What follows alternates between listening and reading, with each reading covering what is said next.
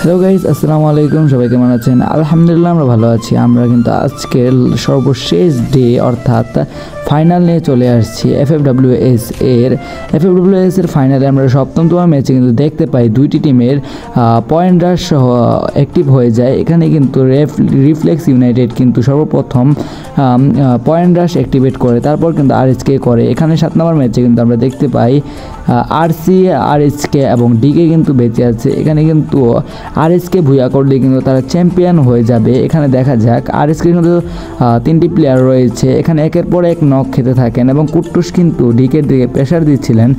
এখানে যদি এক সাইড থেকে তাদের প্রেশার আসতো হয়তো বা তারা ভুয়া করার চান্সটা একটু বেশি থাকতো।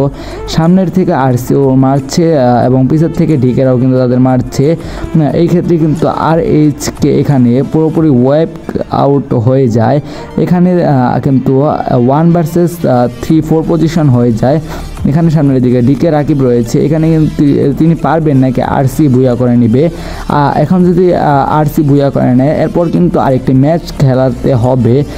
অর্থাৎ এখানে যে আমরা ভুয়া এমবিবি রেখে আরসি ফাহিম, এখানে কিন্তু আরসি ভুয়া করে 28 পয়েন্ট নিয়ে দ্বিতীয়তে জব বেকার্স 23 পয়েন্ট। এখানে কিন্তু 5টি টিম পয়েন্ট রাশ চালু করে ফেলেছে অলরেডি। চালু করে কিন্তু আরএইচকে সর্বশীর্ষে রয়েছে 137 পয়েন্ট নিয়ে, রিফ্লেক্স ইউনাইটেড 93 পয়েন্ট নিয়ে। আর বাকি টিমগুলো তো আপনারা দেখতে পাচ্ছেন। এখানে লাস্টের দিকে চলে আসলে দেখতে পারবো আরএইচকে, আরসি এবং ফেন্স যারা কিন্তু এখনও পয়েন্ট রাশ অ্যাক্টিভেট চালু করতে পারেনি। আর প্রথম দিকে কিন্তু বাংলাদেশ টপ 1 তারা কিন্তু ইউএল এর সাথে ক্লাস নিয়েছিল, সেখানে কিন্তু তাদের একের পর এক প্লেয়ার হারাতে থাকেন। এখানে কিন্তু আরএইচকে এর সাথে একটা ভালো ফাইট হয় লাস্টের দিকে। এখানে কিন্তু আরএইচকে যদি ভুয়া করতো তারা কিন্তু চ্যাম্পিয়ন হতো। আর এখানে রয়েছিল আরসিরা কিন্তু ফুল টিম ম্যান পাওয়ার নিয়ে বেঁচেছিল। এখানে ফ্যাং 4টি প্লেয়ার এবং আরএসকে 3টি প্লেয়ার নিয়ে কিন্তু এখানে তারা ছিলেন। এখানে ফ্লিকার মোটামুটি ভালো ব্যাকআপ দেওয়ার চেষ্টা করছিলেন। 3টি প্লেয়ার এখানে ছিলেন আরএসকে, 2টি প্লেয়ার হয়ে যায়।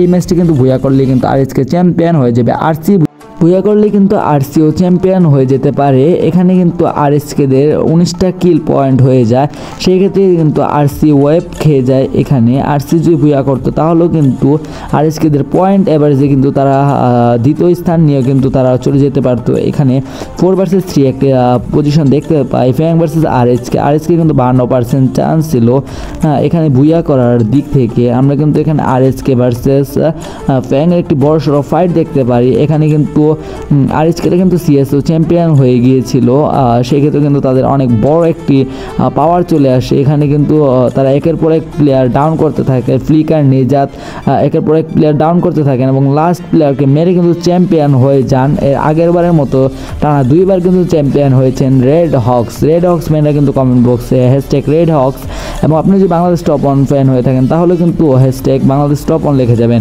এখানে ওভারঅল স্ট্যান্ডিংয়ে দেখতে পাই বাংলাদেশ টপ 1 কিন্তু 95 পয়েন্ট নিয়েছে। এখানে কিন্তু 3 থেকে 5 পর্যন্ত 95 পয়েন্ট নিয়েছে এবং আরসি কিন্তু 99 পয়েন্ট নিয়ে কিন্তু তারাও কোয়ালিফাই করে যায় আরএসকেদের সাথে।